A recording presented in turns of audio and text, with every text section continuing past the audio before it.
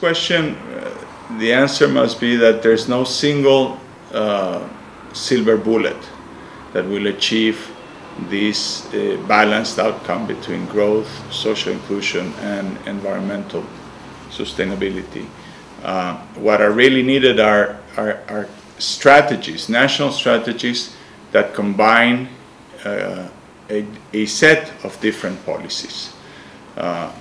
First of all, policies that aim at reducing the gap between regions and territories that have persistent inequalities in both development opportunities and the well-being of the population.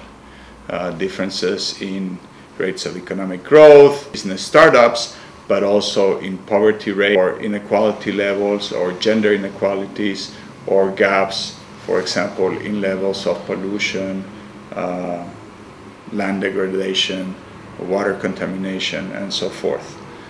Closing these gaps is an important part of the answer, and for this we need regionally and territorially targeted policies aimed at reducing these gaps. The second set of policies are policies that stimulate and support the actions and the capacities of local actors in these regions and territories to undertake development. These policies typically will place a strong emphasis on hard investments, roads, development of clusters, school infrastructure, social infrastructure, electrification, and so on. Of course, these are very, very important investments, but perhaps in the long run, the biggest impact comes from programs within this set of policies that aim at the softer variables, of which two I think are critical. First, improving the quality of the institutional environment within these regions and territories. That is, the quality of the set of rules, formal and, very important, informal rules that structure the way in which people live and make their decisions. How easy it is for a business person to start a small firm. How easy it is for a worker to find a job. Policies, for example, having to do with the opportunities of women to participate in the economy, in politics, in local politics, in society. Rules, formal and informal, that dictate how easy or how difficult it is to circumvent environmental regulations or to actually have to follow these environmental regulations. The quality of the institutional environment at the local and regional development is something that is often overlooked when we think about regional or territorial development. But also another soft dimension is supporting the formation and the development of social coalitions, what we call social coalitions. That is, agreements, and these agreements can be tacit or explicit. Agreements between different social actors, between different stakeholders, if you wish.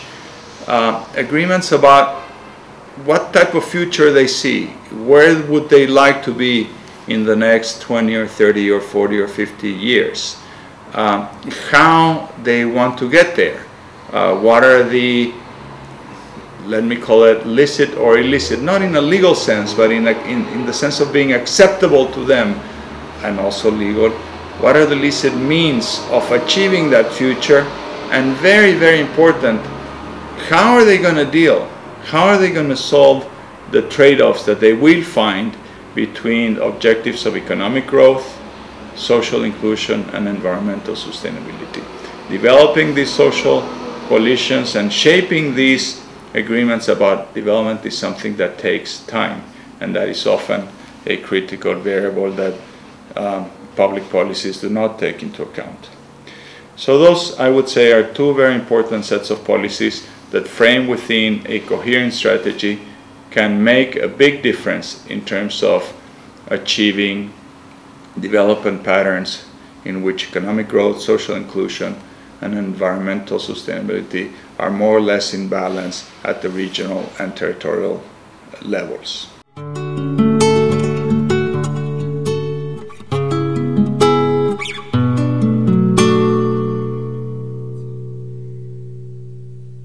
If there are places in Latin America where such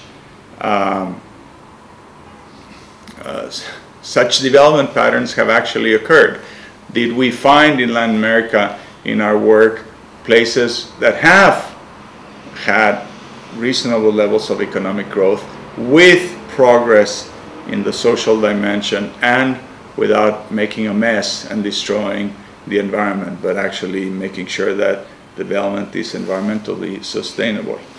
And unfortunately, our results show that this outcome is very, very scarce, very rare.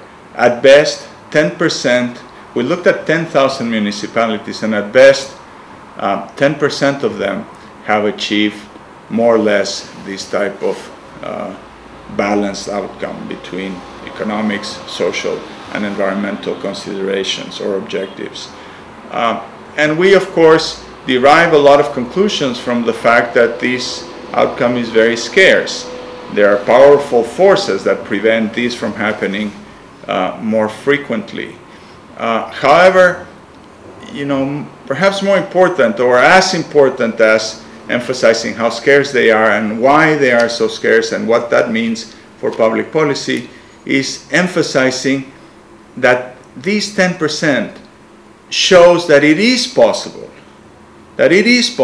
to have this type of outcome, that we don't need to wait for some future utopia to achieve this kind of development, that we can do it on this earth, now, here in this Latin America today. People have actually done it. Local societies have actually achieved economic growth with social inclusion and environmental sustainability. It's not the Garden of Eden. It's not perfect. It's not that they don't have any problems. Of course, for example, the region of Tungurahua in Ecuador, there's still poverty. The economy is still weak, and they do have environmental problems. But you do see a more balanced pattern of development. So because it is possible, therefore it is something that we can demand those who have power in the public sphere, but also in the private sector, to actually act in this direction.